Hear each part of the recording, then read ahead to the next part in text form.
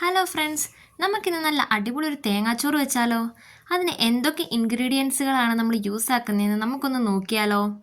Okay, അതിനായിട്ട് കുറച്ച് ചുമന്നുള്ളി, അതുപോലെ തന്നെ കുറച്ച് കരിയാപ്പല, അതുപോലെ കുറച്ച് വെളുത്തുള്ളി എടുത്ത് ഞാൻ സെപ്പറേറ്റ് മാറ്റി വെച്ചു. ഇനി അടുത്തതായി കുറച്ച് തേങ്ങ, അതുപോലെ തന്നെ പെരിഞ്ചീരകം എടുത്തു.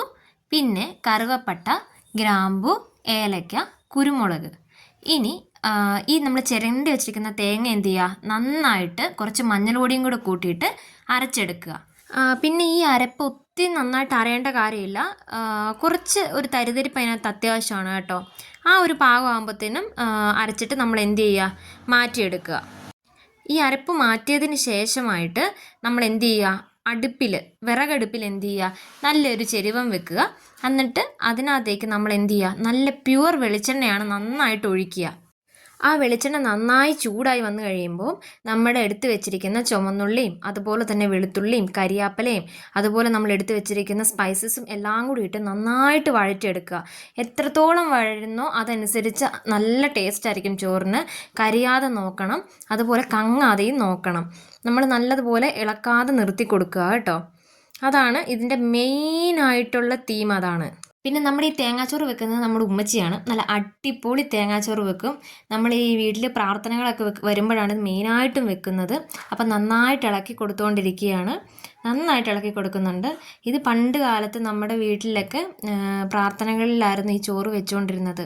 അതിനുശേഷം നമ്മൾ എന്ത് ചെയ്യുക, ഈ അരപ്പ് എന്ത് ചെയ്യുക എന്ന് വെച്ചാൽ കപ്പിൽ ഇതുപോലെ നമ്മൾ അളന്ന് വേണം ഒഴിക്കാനായിട്ട്.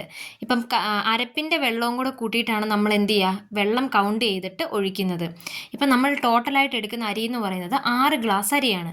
6 ഗ്ലാസ് അരിക്ക് 2 ഇരട്ടി വെള്ളമാണ് നമ്മൾ ചേർക്കുന്നത്, അതായത് 15 ഗ്ലാസ് വെള്ളം. ഈ 15 ഗ്ലാസ് വെള്ളം എന്ന് പറയുന്നത് അരപ്പിൻ്റെ വെള്ളവും കൂടെ ഇൻക്ലൂഡ് ആയിട്ടാണ് ഒഴിക്കുന്നത്. ഇതിപ്പോൾ നമ്മൾ അരപ്പ് 4 ഗ്ലാസ് അരപ്പുണ്ടായിരുന്നു, ബാക്കി നമ്മൾ എത്ര 7 ഗ്ലാസ് വെള്ളവും കൂടെയാണ് നമ്മൾ ഇതിനകത്തേക്ക് ആഡ് ചെയ്ത് കൊടുക്കുന്നത്.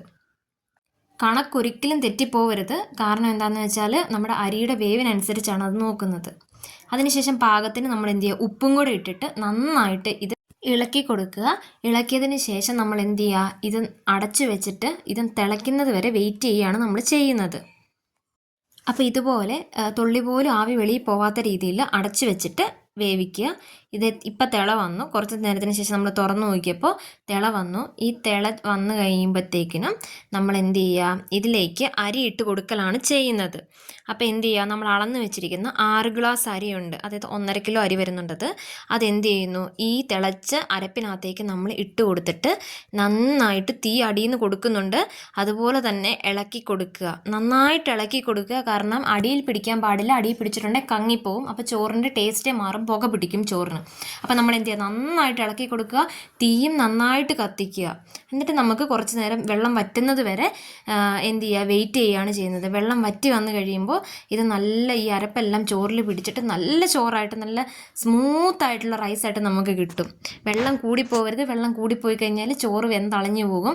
കറക്റ്റ് പാകത്തിന് വെള്ളം നോക്കി അരിയുടെ കണക്ക് നോക്കിയിട്ടാണ് നമ്മൾ എന്ത് ചെയ്യുക, വെള്ളം ചേർക്കുന്നത്. വീണ്ടും നമ്മൾ നന്നായിട്ട് ഇതുകൊണ്ട് അടച്ചു വെക്കുന്നു. അടച്ചു വെച്ചിട്ട് നമുക്കൊരു 2 മിനിറ്റ് ശേഷം നമുക്കൊന്ന് തുറന്നു നോക്കാം. ഇതുണ്ട്, തുറന്നു കഴിഞ്ഞപ്പോൾ നന്നായിട്ട് തിളയ്ക്കുന്നുണ്ട്. വീണ്ടും നമ്മൾ അടി പിടിക്കാതെ ഇളക്കി കൊടുക്കുന്നു.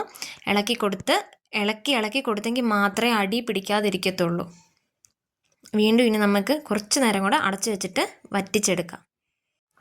നമുക്ക് ലാസ്റ്റ് റിസൾട്ട് ആകുമ്പോൾ ഇങ്ങനെ വരും, ചോറെല്ലാം നന്നായിട്ട് പിടിച്ചിട്ട് ഈ ഒരു അവസ്ഥയിലേക്ക് വരും. അപ്പോൾ നമ്മുടെ തേങ്ങാച്ചോറ് നല്ല അടിപൊളിയായിട്ട് ഫൈനൽ റിസൾട്ടിലേക്ക് എത്തിയിട്ടുണ്ട്. കണ്ടോ, ഓരോ റൈസും നല്ല വിട്ട് നിൽക്കുന്നു, കുഴഞ്ഞളിയാത്ത നല്ല അടിപൊളി ചോറാണ് നമുക്ക് കിട്ടിയിരിക്കുന്നത്. ഇനി ഇത് നല്ല അടിപൊളി ചിക്കൻ കറിയുടെയോ ബീഫ് കറിയുടെയോ കൂട്ടത്തിൽ കഴിച്ചോളൂ.